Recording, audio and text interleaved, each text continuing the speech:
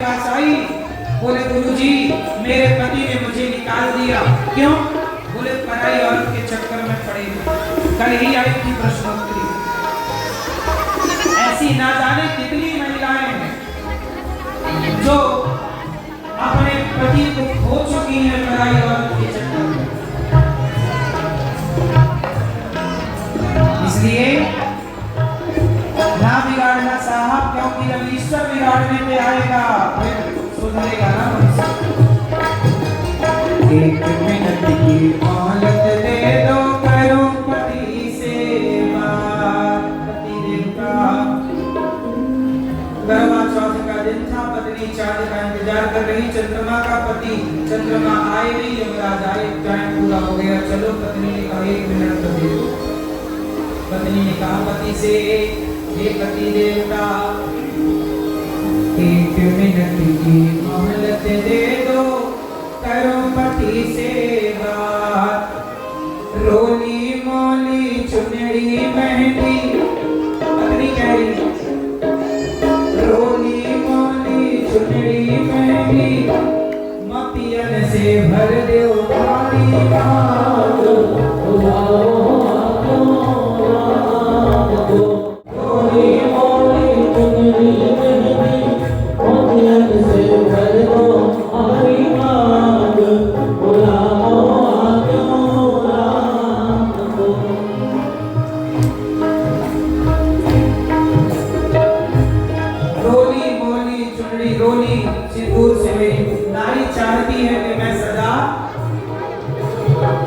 नारी चाहती है कि मैं सदा, स्त्री ही चाहती है मैया जब तक जीऊं मैं सुहागन रहूं। मैया जब तक जीऊं मैं सुहागन रहूं।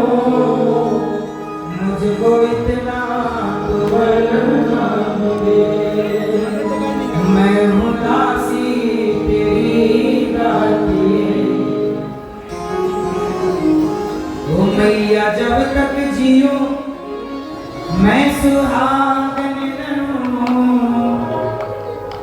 मैया जब तक जियो मैं सुहागन रहूं। मुझको इतना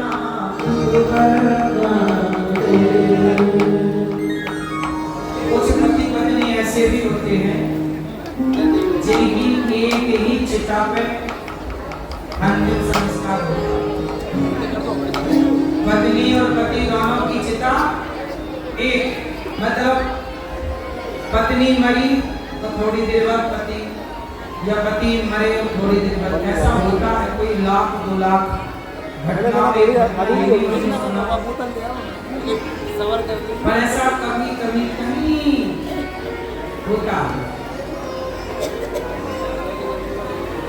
इसलिए पत्नी चाहती है कि मैं सुहागन बनूं, तो पति को भी चाहिए कि पत्नी से इतना प्रेम करे, इतना प्रेम करे कि पत्नी के अतिरिक्त किसी नारी का स्पर्श भी मन से ना हो, और बचा हुआ टाइम दोनों पति पत्नी भगवान से प्रेम करके जीवन देगा। पराई नारी का साया भी ना हो, पराई नारी की जीवन में परछाई भी ना हो। पुरुष ऐसा चरित्रवान होना चाहिए। केवल स्त्री के लिए नहीं बातें हैं, पुरुष के लिए, पुरुष का भी कर्तव्य है वीडियो आना कि आप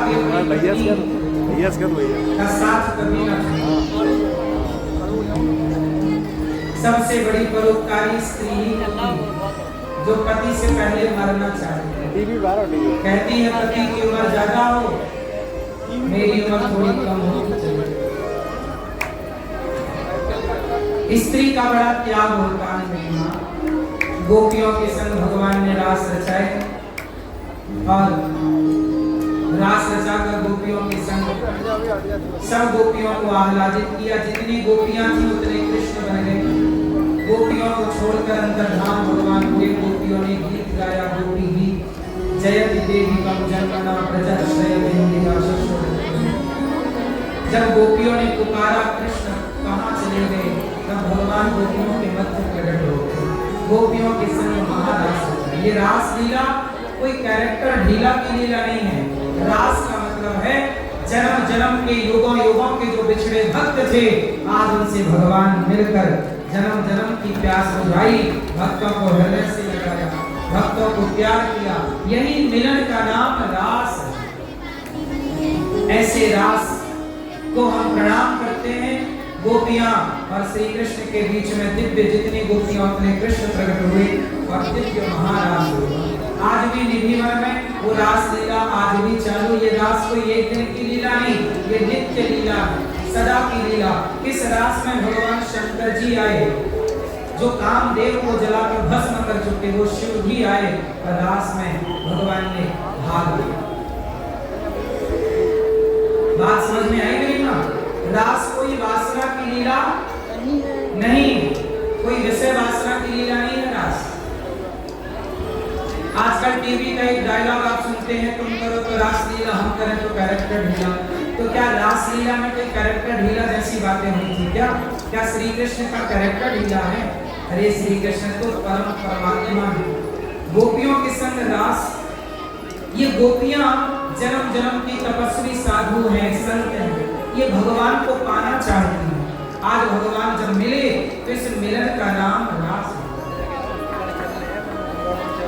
अब कुछ लोग इसी गलत दृष्टि से देखते हैं। देखो, देखने वाले तो भगवान को भी गलत नजरिए से देखते हैं। तो ये बताओ कि जब रास हुआ तब शंकर जी क्या बनकर आए थे? गोपी बनकर आए। गोपेश्वर महादेव आज भी वृंदावन में हैं। यदि कोई गलत होता तो शंकर जी तो कामदेव को जला चुके हैं, वो क्या बात है? कामदेव, आप लोगों को कौन परेशान करता है? कामदेव। काम, ये बताओ, ये कामदेव किसका बेटा? कामदेव कौन है? भगवान शंकर की आंख से तीसरे नेत्र से जल गए थे।